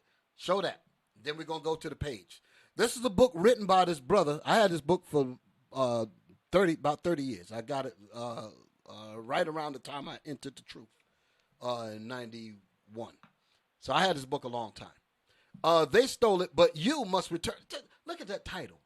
The white people stole your dignity, stole your nationality, stole your manhood, stole it all. This brother said, although they stole it, because it makes the point, it says, white America, they're the ones that stole it, but you, with your man self, you're supposed to be man, you have to return it. We scared to do that. Yep. We scared to do that. The balls has been cut off of our men. It's a damn shame. But that's what this brother addresses. Now, give me the page inside. Hit me. Right there. Read that. Come on, Lycan. Give it to me. Chapter 1. This is the introductory chapter. I want y'all to listen to what this brother says here. Come on. They stole it, but you must return it. Come on. They stole it, but you must return it is an unusual title. And I explained the title of what the brother meant by this. Okay, go ahead. They refers to white America. Go ahead. Esau and the nations. Go ahead. And you refers to black America. Meaning the 12 tribes of Israel. Read. Usually, the thief must take the responsibility and pay equal value for what he stole. That's what the Bible would say. You got to do that. Actually, and add the fifth part in some cases. Read. However, with white America, this did not happen. So white people didn't pay back nothing. And then they got niggers to side with them, say, we don't owe you nothing. Only thing we owe you is more work. Damn. Go ahead. They stole it, but you must return it. But we as black men have to stand up. That's what this is really saying. That's what this brother's bringing out. Now he's going to address black consciousness, the 12 tribes of Israel. That's what he get ready to explain now. Listen to this. I get one scripture before you move forward. Real quick, get Daniel 7 and 18. Because that one part, it says the thief must take the responsibility, and this is usually it happens this way. The thief must take responsibility and pay equal value for what he stole. However, with the white America, this does not happen. So what is the you, meaning us, the 12 tribes, what are we supposed to do? Read that. Daniel chapter 7, verse 18. Uh-huh. But the saints of the Most High shall take the kingdom. That's what the book is talking about. Right. You're on point. Right. That's what we got to do. We got to take the kingdom. Right. How are we going to do that? We got to go out there and compel the people to come in. We have to reform our brothers and sisters' minds from what they become, the niggas that they become, because that's what they are out there in the streets. Right. You just seen it on that video. That was the whole nigga. Right. We got to bring them back to being the 12 tribes. Bring them back to righteousness. Bring them back to fathers. Bring them back to being leaders. There you go. We forgot how to be leaders. We're not leaders no more. That's exactly. We have lost that concept. Right. We've even lost our way to even think about even returning back to being it. Right. We've lost it all. Man, that's on point. And what I really want to say is that, like I said before, we got to throw these hard words at you. But you're the 12 tribes of Israel. All you so-called blacks, Hispanics, and Native American Indians, you're the Israelites that the Bible speaks of. But you got to get your mind right because you're operating outside of the confines of what God made you. Right. God made you to stand up and be real men. Stand up to be real women. The hell is this? And you're comfortable in damn slop and vomit. Read. Black America. Yes, sir. Refers to black America. Usually the thief must take the responsibility and pay equal value for what he stole. However, with white America, this did not happen. No, that's the reason why there's judgment, because the Most High going to make it happen. Go ahead. They stole it, but you must return it. But we must stand up and come back to our Bible. Now listen to what it says about us in terms of what we went through. Read. Black America, you are a miracle. Stop right there. This right here is going to show you how great we are. With all of the hell, give me that in Daniel 9 and 12, 9-11. Daniel chapter 9, verse 11. Yea, all Israel have transgressed thy law. All Israel, meaning the 12 tribes of Israel. We broke the laws of the Most High. Go ahead. Even by departing, that they might not obey thy voice. Therefore, the curse is poured upon us. The curse that Moses wrote about. Go ahead. And the oath that is written in the law of Moses. That's crystal clear. Deuteronomy, the 28th chapter. Come on. The servant of God. Moses was a servant of God that wrote down God's words pertaining to us. Read. Because we have sinned against him. Because we have sinned against him. We have sinned against the Most High. Go ahead. And he hath confirmed his words. God has confirmed his words. Which he spake against us. How was these words confirmed in the history? Mm-hmm. The history confirms that we are the 12 tribes of Israel. That's what we're reading. Go ahead. And he has confirmed his words? Yes, sir. Excuse me. Therefore, the curse is poured upon us, and the oath that is written in the law. And the oath that is written in the law of Moses. Come on. The servant of God, because we have sinned against him. Read. And he hath confirmed his words which he spake against us. Go ahead. And against our judges that judged us. Go ahead. By bringing upon us a great evil. This is what we're reading about in this book, this great evil that has happened to us. Listen to what it's going to say now. For under the whole heaven. What's underneath the whole heaven? The planet Earth. The planet Earth is underneath the heavens. What is under the heavens? It said for under the whole earth, what? For under the whole heaven hath not been done as hath been done upon Jerusalem. So the people that suffered the absolute worst atrocities are the Israelites. Deuteronomy, the 28th chapter, points that out crystal clear. How in the world are you going to allow your enemy to turn God's words around and make you think you're really niggas? To make you think you're really spics and Hispanics and niggas and Negroes and all that bull crap. When you're the 12 tribes of Israel, that's who you are. Right. Now, let's read this some more. Yes, sir. Black America, you are a miracle. You are the product of the greatest survivors on earth. You gotta stop right there. We are the product of the greatest survivors on earth. That's what we just read out of Daniel. For under the whole heaven, there has not been done the atrocities and the torment and the destruction that has happened to any people outside of the nation of Israel. That's what we just read out the Bible, and this book is confirming it. Read that again. Black America, you are a miracle. We are a miracle. Why are we a miracle? Listen to the reason why he says that we are a miracle. Come on. You are the product of the greatest survivors on earth. In other words, other races would have been wiped out if they would have went through what we went through. Read on. For any group to experience the cruelty, brutality, and wickedness that was thrust upon you by white America. Wait a minute. So this doesn't constitute a hate group? Wait a minute now. For any group to experience, so it said for any group of us, for any group, the Israelites, to experience the cruelty, brutality, and wickedness. Those are attributes of a hate group. How in the hell is a Negro and a Hispanic going to this dumb, simple, stupid ass going to get up there and say that we are a hate group? How's it going to say that when you got these kinds of things happening to our people wholesale? How you going to say that? Read that again. For any group to experience the cruelty, brutality, and wickedness that was thrust upon us. Go ahead. By white America. By white America. So the man that wrote this book, he had some balls. He gonna say it. He put it in the book. Go ahead. And survive the experience with any semblance of sanity is a miracle. Hold it. That's the part right there. For us to have survived with all that crap that happened to us, all of us are supposed to be in a damn insane asylum. The fact that we can even justify, we're all supposed to be blittering our lips. Right. We're supposed to be bugged out crazy. All of that stuff that happened to us, all of us are supposed to be outside eating our own bowels and all type. We're supposed to be out of our minds. Damn. It says, for us to experience the cruelty. I'm going to just add stuff in it because the whole book would have just been what happened to us. Right. He said, for us to experience the cruelty, the rape, the lynchings, the burnings, the castrations, the being dragged behind cars, to having our babies ripped out of our mother's wombs, to have all of these things happen to us, and for us to survive this experience with any semblance of sanity. We're all supposed to be crazy. For us to come away from that, to be able to come up and even go to school, to even be able to drive a car, to be able to become a doctor. I want you to understand what we went through with all this shit behind us. With all this crap that we went, we're all supposed to be messed up and destroyed.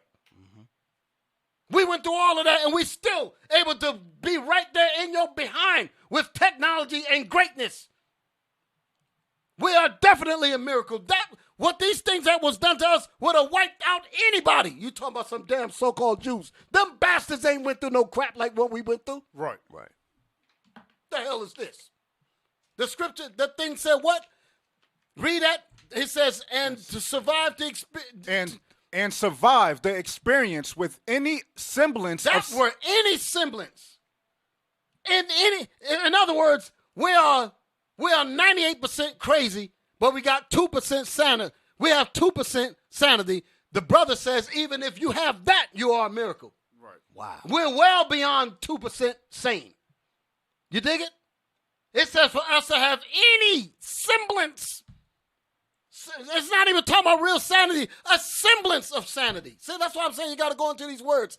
A semblance of sanity is not even real sanity. Just a glimmer of sanity. If we even have that, provided all of the stuff that we went through, if you even have a reflection of even an ounce of intelligence. That's a miracle compared to all of the stuff that we put you through. Wow. Bishop, you know how we know that our people are on that high side of that sanity and insanity? Because like you said, you got to do studies of two black men walking down the block of each other. That if you're walking down the block of each other, you got to do a study on how they treat each other, and it's a negative point of view. That means there's something wrong. Yes. They take the studies home and they laugh about it. They take the studies home and they confirm what they've done to us. They said, look how we have them. Look, we did an experiment. Call your uncles in. Call them all in. This is what our fathers did. And this is what we did. And look we can do experiments on them. Look, Billy. Look, Biff. Look, Jasper. Come here and look at these things. Look how we got these niggers. That's how they love that. That's a confirmation to the evil that they've done to us. Mm-hmm. Finish that up. But that survival experience has left some long-lasting consequences. Mental illness. The consequences is mental illness, post-traumatic slave syndrome, self-hatred. We actually hate each other. We will put each other down. We will say that whatever groups that we come up with, that's why you won't hear me speak against Malcolm X. You won't hear me speak against Martin Luther King. Any of them brothers. You're not going to hear me speak evil of them. Because all of them is better than this damn beast that tried to destroy us. Right. Go ahead. Consequences that affect black Americans today. Consequences that affect us to this very day. That's what we're going to talk about. We're going to talk about these effects right now. Let's get my video. Okay. I don't know if Deacon Lava's watching. You know how I get. I be talking about I want to keep on rolling. But I got to get these parts in. But I'm a mind my time. Go ahead. Give me the video that I was asking about. So like I said, here's a black woman. She's in a court. She's addressing a matter about her husband who had a psychotic episode, quote unquote. And when they have these episodes, 911 is called. Mm-hmm. The nearest hospital, wherever they're going to bring him, is notified. Mm-hmm. They said, we get ready to bring in such and such. He's going to come in police custody, blah, blah, blah. Mm-hmm. So we have to be ready. We have to be ready for them when they come in. Right. That's what she's talking about here. I say we because I used to do that. Right. Okay. Right. I understand. Retired from that, thank God. But that's the point. So she's addressing this here. So she's making a point about what you're going to hear. You're going to hear a level of trauma that she's going to speak about. And I'm doing a lot of talking, but I want y'all to hear what comes from this woman. So she's making a point that her husband had a psychotic episode, and she's in this chamber here to complain about how the situation went down. Mm-hmm. Let it ride. With my husband, when I called the veterans hospital, the doctor told me. Can we turn it up? Call the police. I said, I want to make sure. Hold it. Back it up. Back it up. Back it up. Stop. I want to make sure because I don't want to be playing it over good because the sound wasn't right. I want to get it right the first time because I got stuff that I want to bring out. Okay, let's hit it again. Come on. With my husband, when I called the veterans hospital, the doctor told me call the police. I said, ma'am, I can't call the police. I'm married to a black man. Pause it. She said, I cannot call the police. I'm married to a black man. Why in the world would a wife have to say that? She's a taxpaying woman. We all pay taxes. She's a taxpaying woman. We're supposed to be citizens, right? How come our tax dollars ain't getting us the comfort that other people will enjoy? That shows you that you're in captivity, but yet we're a hate group. That shows you the disgust of these testicle-less men. For them to be so damn against their own people, but won't point to the real realities of what's going on. Not only among the so-called blacks, the Hispanics, all going through this kind of stuff. And you got your nerve to point your nasty fingers at us. Right. Well, why would she have to say that? Because just like you read in Deuteronomy 28:65, and among these nations should it find no ease, neither should the sole of thy foot have rest.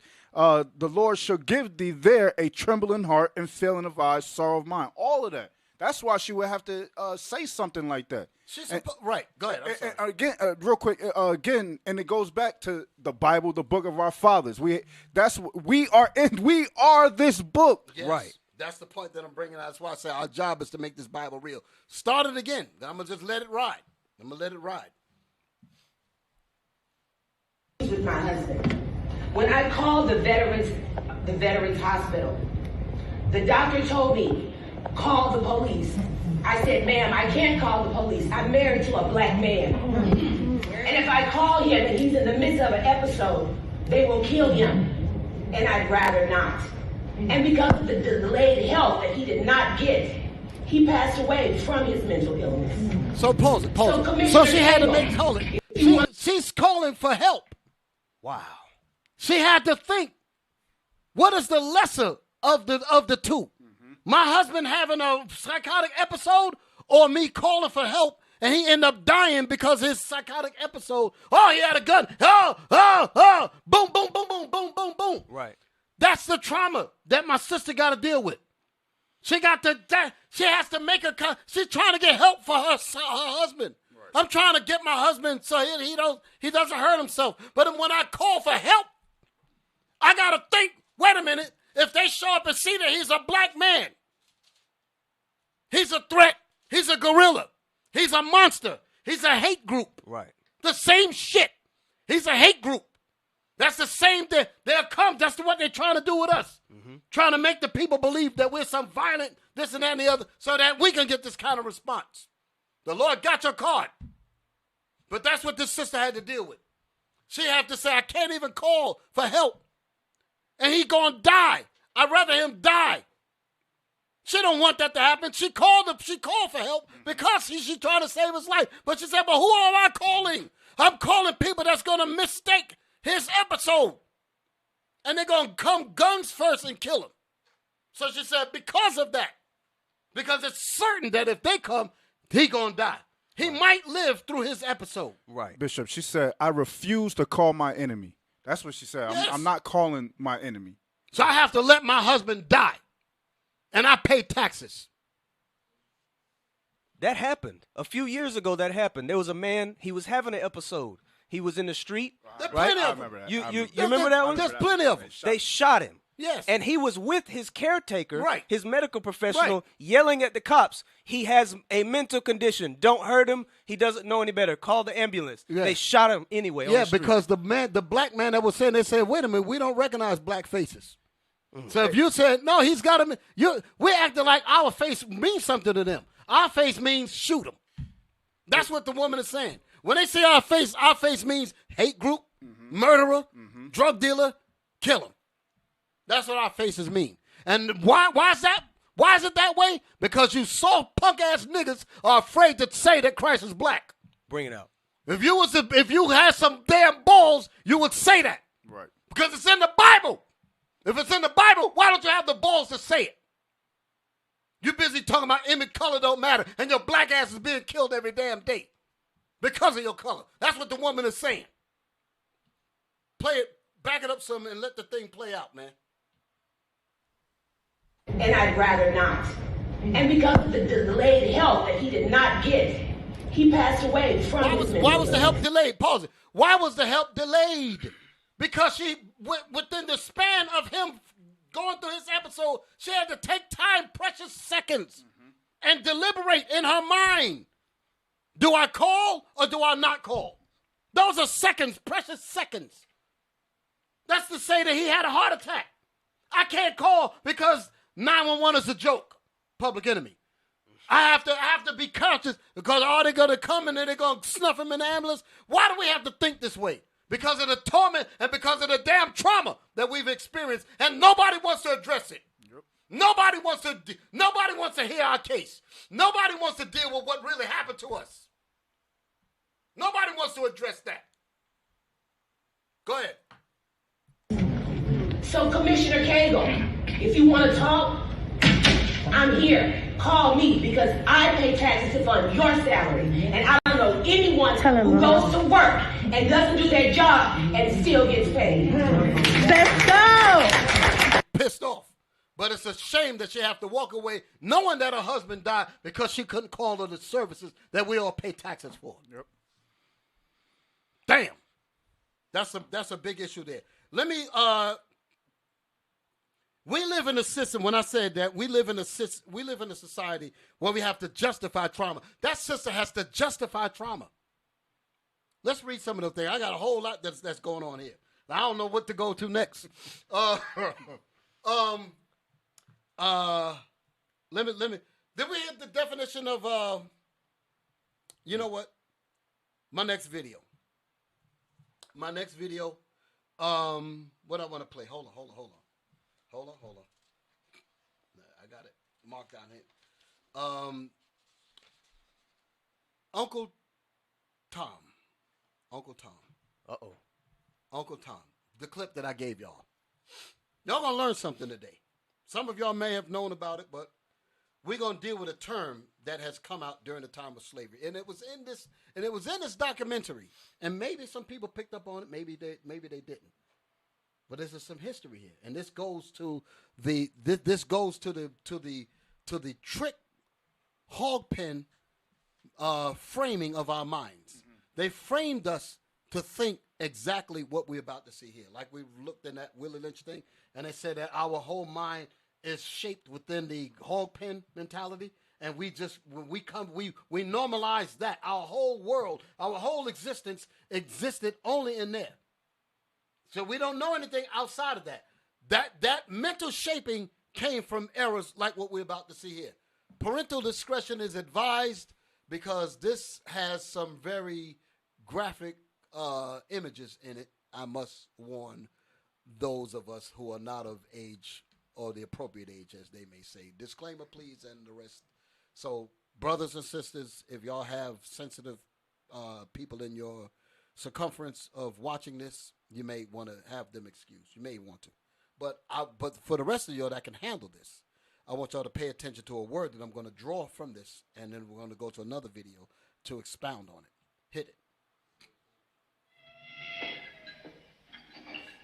Now, how many? Hold, stop. This man is walking down this hallway. This is from the movie Goodbye, Uncle Tom. It's a documentary. And in the documentary, they point at the end of the documentary that all of the things that happened that's depicted in this film is historically true and accurate. So there's nothing, there's no what do they call it? Fabrication, no falsifying. They're giving you exactly what happened. That's what they did. They reenacted it. And it was so gruesome that in certain parts of it, they had to put like some happy music because the scenes are so graphic. Right. Trickery all over again. But that's what this is going into. This man that's walking down this corridor where he got all of us in the cage, as you can see. His name is Samuel Cartwright, I believe his name is. This Edomite. Pause it. Before we even play that, look him up. Samuel A. Cartwright. I should have looked this up at home. Just bear with me, brothers and sisters. Samuel A. Cartwright. C-A-R-T-W-R-I-G-H-T. It says a biography. What else it say about? Okay, that's him right there. Let's open that up. Let's see what it says about him. Samuel Adolphus Cartwright. That's him. That's the guy. November 3rd, 1793 to May 2nd, 1863. So while he was alive, that's what you saw in the clip. That was the depiction of this man walking down the corridor of all of them slaves being in them cages. Come on. Was an American physician who practiced in Mississippi and Louisiana in the antebellum United States. Go ahead. Cartwright is best known as the inventor of the mental illness of drapetomania. That's the word that we're going to find out about. You're going to find out what that word means. Drapetomania. Go ahead. The desire of a slave for freedom. And an outspoken critic of germ theory. Okay, so he said the whole point about this term, drapetomania, is actually the word for the defining of a quote unquote slave who desires freedom. In other words, for you to desire freedom, you're sick. Yep. For you to desire freedom, you have a disease. I'm gonna show you how far this goes with the doggone evil niggas that been with us, that turned their back on this truth. They're the same damn thing as this dude here. The same. In other words, if you desire freedom, you're sick. That's what the white man said. To show you that these sick niggas think the same way that this man thinks. They actually, here we are, we're trying to unite our people to come together under God to liberate ourselves with the Bible, with the medicine that's to help us, and they are against it. The white man says you're a hate group. You, with your sick ass, you will agree with him against us. And you say the same damn thing. So you might as well be up there. Your name should be beside him. Read that again.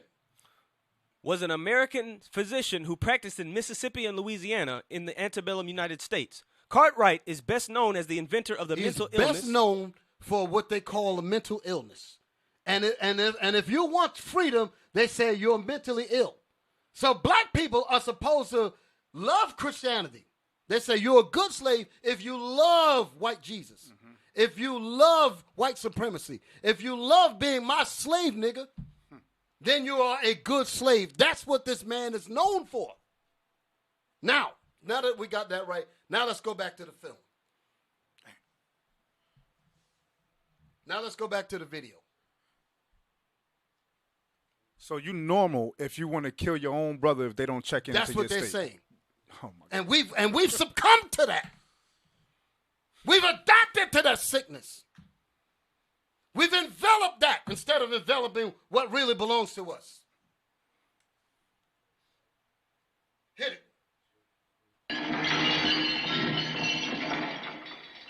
Let's imagine we want to rid ourselves of them.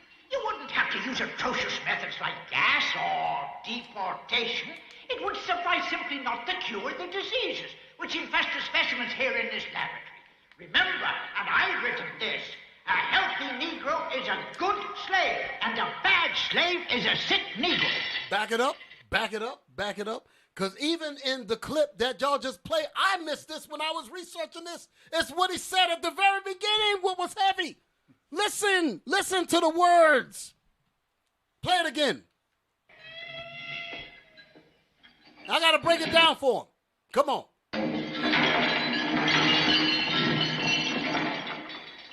Let's imagine we want to rid ourselves of them. You wouldn't have to use atrocious methods like gas or deportation. So he said, just imagine if we wanted to rid ourselves, meaning if they wanted to get away. Mm-hmm. He said, we, as white folks, don't have to use methods like gas and weapons. That's what he's saying. Right. Basically, he's saying, I'm going to cause you to work against your own freedom. That's what he's saying. Back it up one more time. I want them to make sure that they heard that.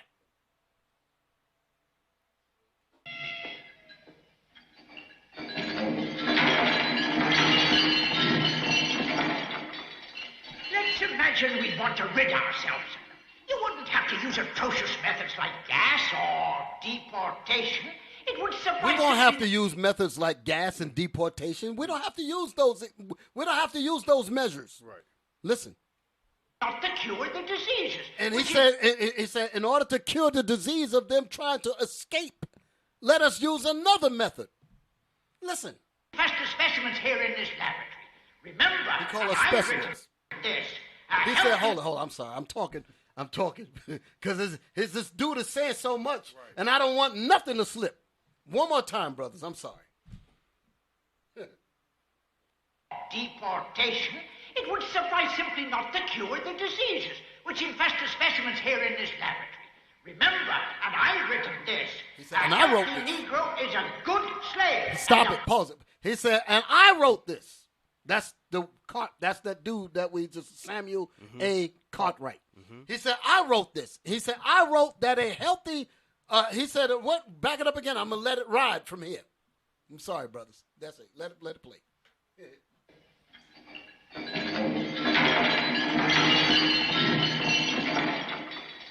Let's imagine we want to rid ourselves of them. You wouldn't have to use atrocious methods like gas or deportation.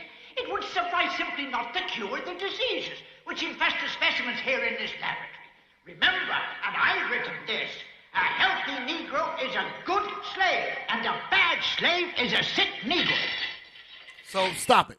So if you say that IUIC is a hate group, you are a good slave. Right.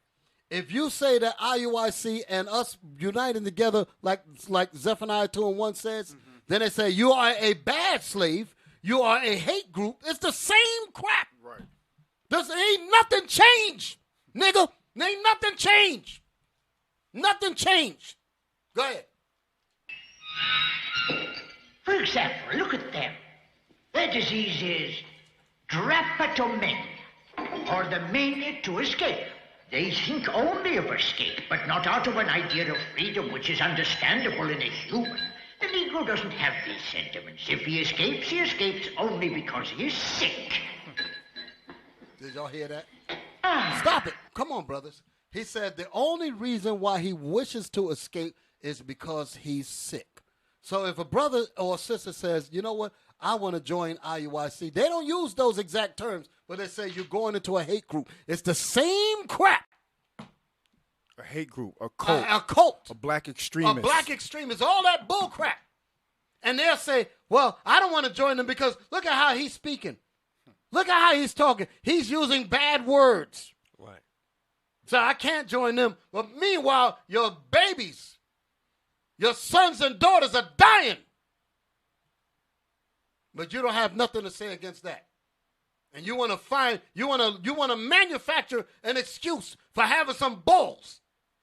You want to manufacture an excuse so that's for coming in and getting yourselves right with the Lord.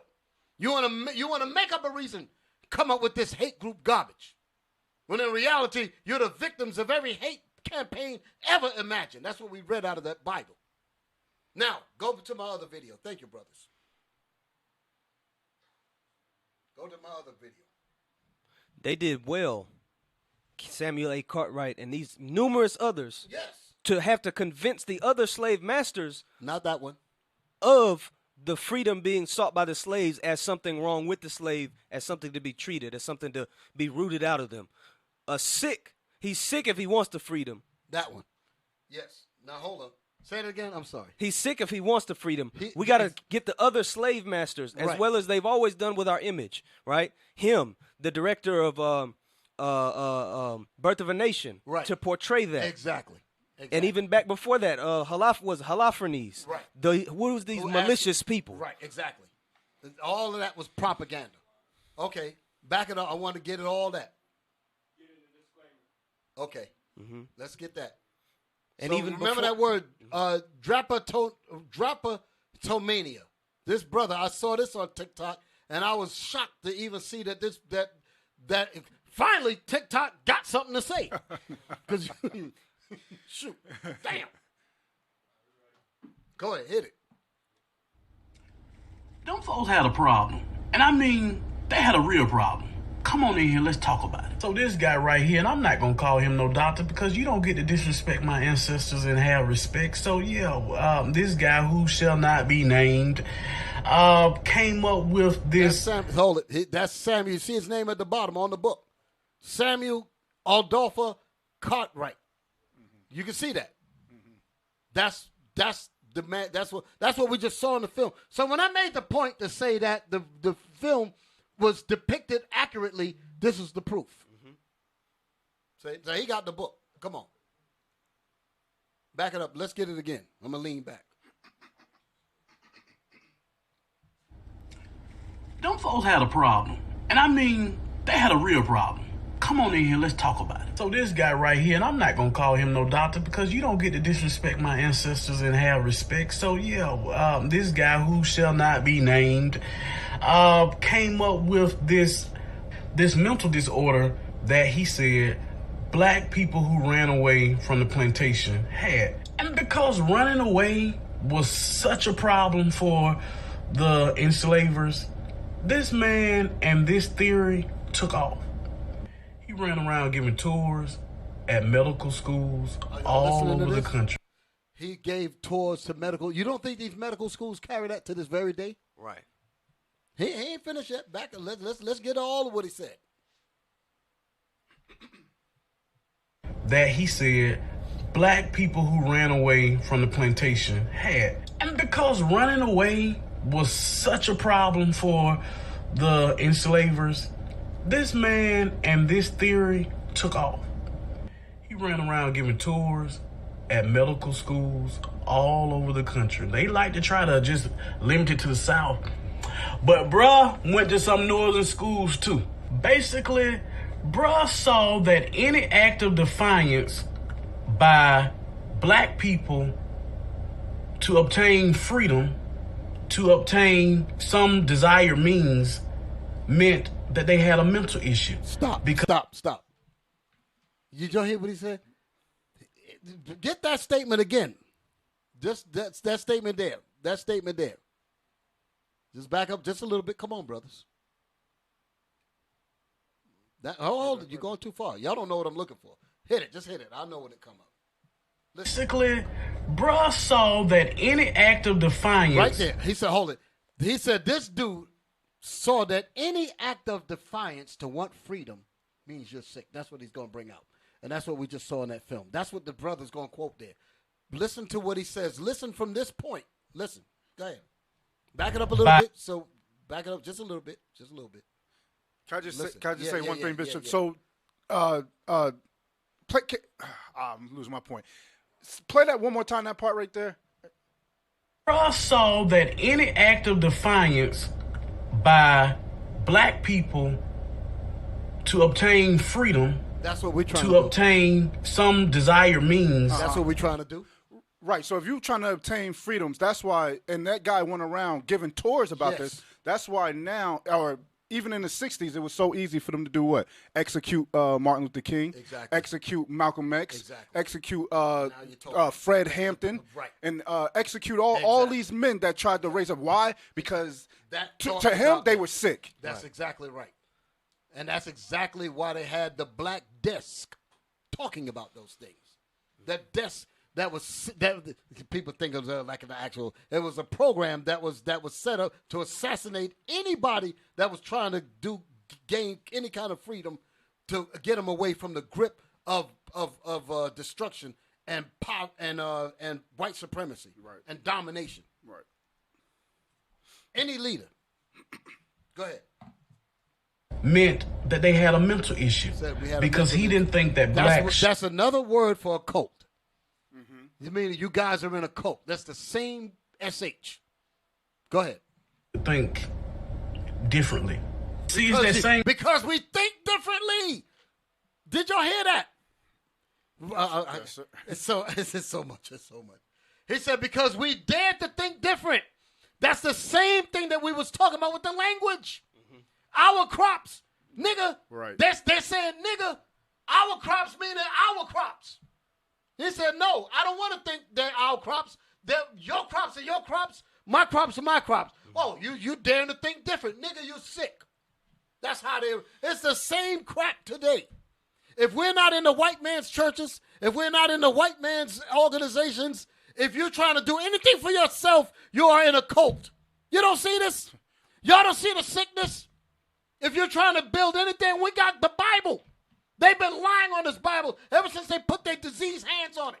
Right. Now that the Bible's talking about us and we're trying to unite our people, you got the nerve to point your fingers at us and then try to stop this. Hey, Bishop, you sick. Bombs in Tulsa, Oklahoma. You sick. Exactly. Bombs in Philadelphia. You sick. You know, that's the point. The people that were flying the planes with the bombs on them had already been taught by what they said. He went to tours. Right. He went to sit them down and teach them this. So the ones flying the plane let them bombs off, agreeing with that Confederate sentiment that, yes, they are sick if they want freedom. They stole it, meaning them. Right. You must reclaim it. And if you reclaim it, you're sick. Bishop, you know a perfect metaphor, allegory or similar to where this was depicted, the movie The Matrix. Yes. Tell me that's not the mentality of Mr. Smith.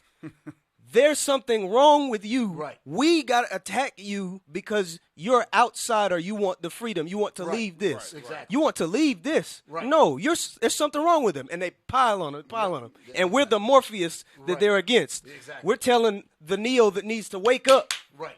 You think that's you think Jesus is what? You think that's air you're breathing? Right. We got the truth right here. Look, this is you. This is your book. This is your history. Play on the rest of that thing, man. Spirit, I don't care what side that is on or what side does it, it's the same spirit that says that black people can't think differently. His work became so popular that You know how people run around with the MAGA hat, like all the Republicans running, they try to align themselves with Trump. The medical field, in order to be considered like this quote unquote good doctor or a well-researched doctor, you had to associate yourself with the man. Read it. But what we don't talk about, even though they've long gone away from that sentiment, is what came out of what he said. What came out of his teaching were manuals. Negro plantation management manual. And if you got time, you could that today. When I say manuals, their educational system is a manual. It ain't you thinking it's some actual book. It's a whole program. All of the different factions of this society all have a manual, spiritually, so to speak. You be like, well, where's the book at? It's a doctrine. If it's in the justice system, they have a manual on how to keep you mentally enslaved. If it's the educational system, they have a manual on how to keep you enslaved. Well, any system, justice, finances, any system that you come in, they all have a manual on how to deal with the 12 tribes of Israel. That's what he's saying. Wow. Go ahead. Pause and read this, but one of the things that developed is they decided that what if we let black people seem like they would be the face of the plantation? How about we allow them to vote on the lesser of two evils? Sounds familiar. That went over people's head. By allowing them to vote, you will make them think that they are a part of the system. And the only thing they're voting is for the lesser of the two evils, supposedly. But either one, whether you vote for Satan, whether you vote for the devil, Lucifer, or Beelzebub, you're still going to catch hell. But you made to think that you got a choice. So by them saying allow you to vote, that's basically saying we're allowing you to have a part of our crops. My house is your house. You don't have a house of your own, nigga. Don't even bring up your own candidates or anything. You vote for the lesser of the two evils. You're included in my house. Again, you're not independent at all. It's the same mess. Almost done. Lord have mercy. Hey, Bishop, but if they was to actually read the Bible, the book of our fathers, they would know. And I just want to read one scripture real quick. Lamentations 4:17. As for us, our eyes has yet failed for our vain help. In our watching, we have watched for a nation that could not save us. So if they would actually read their Bible, they would know that those lesser two evils is something that we shouldn't even get involved in. Right. Because it's not doing anything to progress or push our people forward. No. It keeps us at the bottom. Exactly. Now, I'm going to close out with this here. Put up defense mechanism. Because like I said, we for us to be in this level of trauma, because, I remember I came across some information a while back that said you could tell when the people are sick as when it is when they no longer recognize the disease. We don't even, it's like it's like a room full of people that wear corrective lenses, they're supposed to wear corrective lenses, and everybody's vision is blurry. Nobody knows what clear vision is. So we'll all think that we got 20/20 vision until someone puts some glasses on you. Then you realize you wasn't seeing anything. When they put the glasses on you, you realize now there's a life beyond the hog pen. That's basically where we're at. Okay, mental illness. Defense mechanism. This is what's going on with our people, and this is the reason why we take drugs. This is the reason why we indulge ourselves in stupid religions. Talking about I'm married to Jesus. All of that is because you know you catching hell in your spirit. And you need to go in there and jump up and down, shout, drink all kinds of liquor, smoke all kinds of dope and weed to kill that conscience that's telling you you're in hell. You don't want to hear that. You don't want to hear that. So we have defense mechanisms built in us. I'm going to read this. I'm going to let this ride, and then I'm going to read something real quick, and then I'm going to read the scripture, and we're going to be out. Read that. Defense mechanism. Put that on the board. An automatic reaction of the body against disease-causing organisms. So that's on a physical level. Mental process. Now we're going to talk about the mental process, which is another definition of defense mechanism. There should be a psychology definition for this. I don't know why we didn't find it, but this will work. Read that. A mental process. A mental process. A defense mechanism is a mental process. Example given, repression or projection. Let's look at that word there. Repression. To repress reality. For an example, if a traumatic event of someone, let's say a woman, that's raped. That's a traumatic event. Or like what happened to us in slavery. Mm-hmm. There's trauma that is introduced to you by a violent, evil person that inflict violence upon you, and now this trauma is part of your reality. Now it's in your mind. So a defense mechanism will work to block that out, or to repress it. It'll repress the fact that you were raped. It will repress the fact that your fathers were lynched in front of you, that your fathers were castrated in front of you, that your mothers were split open and your baby and the unborn babies were snatched out. Well, you can't live normally with that kind of trauma. You cannot live knowing that anytime a man gets near a woman that has been raped, she's freaking out because the trauma of her being raped. She can't even function as a regular woman now because of that recurring reality, that voice that's constantly telling her, sister, you just got raped. Brother, your father was just lynched. Your brother was just killed. Don't listen to that Black history stuff. That's the same thing. So that the repression comes in where you have to push that out of your mind so that you can pretend to live in the absence of reality. That's the reason for drugs. That's the reason for alcohol, is to blind you from the reality of knowing that you got raped, knowing that you got hung, knowing that you got burned and lynched and castrated. That's the reality. So a defense mechanism is a mental process that works through repression, and it is initiated. Read the rest of it. Initiated, typically unconsciously. Meaning that it comes automatic. It's an automatic thing. You don't even have to think about it. Your mind will repress things. Sometimes that can be a good thing. Sometimes it's a bad thing. There's definitions that talk about that. In a bad sense, it's distorting your reality. I'm going to read that. I got that here. I'm going to read that before we sign off. So it says typically unconsciously to avoid, read that.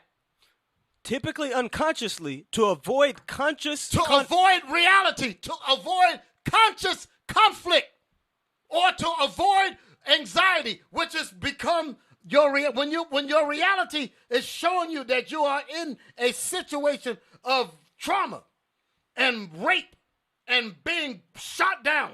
Here you're driving the car, you're afraid to get pulled over. That's trauma. In order for you to be able to live with some kind of sanity, you have to repress the fact that, you know what, every time I see a siren, I get nervous. That's what they call an exaggerated startle response in some levels of psychology. They talk about that. Well, you're just agitated and nervous all the time. That's a defense mechanism will protect you from that. It'll block out the reality so that you can somewhat live, quote unquote, normal. Quote unquote normal. You ain't normal at all. We're all crazy. Let me read this here. Thank you, brothers. Let me read this real quick. Defense mechanisms are psychological strategies brought into play by the unconscious mind to manipulate, deny, or distort reality in order to defend against feelings of anxiety and unacceptable impulses and to maintain one's self-schema or other schema. In other words, these things happen so that we can try to muster up some kind of normality. We have to justify and adjust to trauma. We got to adjust. How sick is that? We got to morph ourselves to be able to live in a system that is constantly a damn terror to us. Constantly a terror. We got to make sense of that. We got to make sense of that. That's the kind of sickness that we're living in. That's why that brother said that it is a miracle that we came out of this thing with any semblance of sanity at all. We're all supposed to be crazy, living like this. And you weak punk-ass niggas that got the damn nerve to be against this truth. This is the only salvation for our people. Right.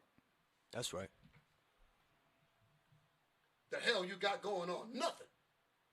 Give me Zephaniah 2:1. Let me end it with that. Give you a little bit of solution there. I have more. No. Yeah, give me, I got to end it with that. Read that. Zephaniah. No. Give me a better one. Give me 2 Corinthians 6:17. I'll deal with those other ones next week, Lord will. I have a lot, got a lot of more. We're going to deal with this psychiatric issue for a minute. I remember when Deacon Abiel, on his Fix Your Face show, he dealt with some of these mental illness situations when it comes to our kids and all of that. And I called him up and I told him, I said, that was a good thing because this is a subject that we definitely have to deal with. Okay? Yes, sir. I remember years ago, Deacon Ithon in New York, we dealt with this kind of thing. But this is something that we got to talk about. You got it? Yes, sir. Read 2 Corinthians chapter 6, verse 17. Mm-hmm. Wherefore, come out from among them and be ye separate. Because according to these people, they say you'll be sick if you follow the Bible. Right. The Bible says, come out from among them. Right. Don't call their house your house. Come out from among them. Come on. Saith the Lord. Saith the Lord. How the hell are you going to be against that? And for your damn oppressors, your damn traitor, to think that way. Come on. And touch not the unclean thing. Don't touch none of that mess, that Christianity, that crack, that dope, that excessive alcohol, and that fornication and frolic and evil. Come away from all of that. Get yourselves right, brothers and sisters. The program is here. Read. And I will receive you. And God said he will receive you. Come rest with us. Come rest with us. We got the solutions to our people's problems. Come on. Read. And will be a father unto you. And God will be a father to you. Some of us were bereaved of our fathers. Some of us were bereaved of our mothers. Lost our sons and daughters. Well, you got your family here. Come on home, brothers. Come on home, sisters. Come on, read.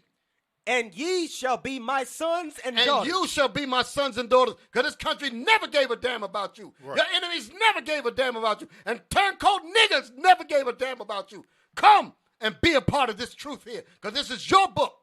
Read. Saith the Lord Almighty. Saith the Lord Almighty. Is that it? Yes, sir. All praises to the Lord. Brothers and sisters, we'll be back next week, Lord willing. Stay tuned. Okay, we got more for you. Deacon Laba, hopefully he's coming up. And then Deacon Abiel and Deacon Asaph. They're coming your way tonight. All right? So, come on. Don't neglect to give alms. For those that would like to give alms, you can fill out an envelope, place it in the alms box. Give alms online at iuic.concord.nc@israelunite.org. Also, donate to the Booster Club via PayPal at iuic.fundraising@israelunite.org. All praise to the Most High. So, brothers and sisters, we say shalom to you. Also, we want to make sure that you remember that we have IUIC TV, the Bible, the Book of Our Fathers. Subscribe to your YouTube channel, the Bible, the Book of Our Fathers. That's also, and we're also on IUIC TV. So get with it. We got programs all over the internet, and we thank God for that. We don't credit nobody but the Most High and His Son Jesus Christ for allowing us to be able to bring this truth to you to get you out of that mental slavery. Don't think of coming out of that as meaning that you're suffering from dropatomania. You're not suffering from that at all. It's time for you to wake up. Time for you to get yourself together, brothers and sisters. We love you. Shalom. Most High in Christ bless you. We out. Shalom. Happy Sabbath.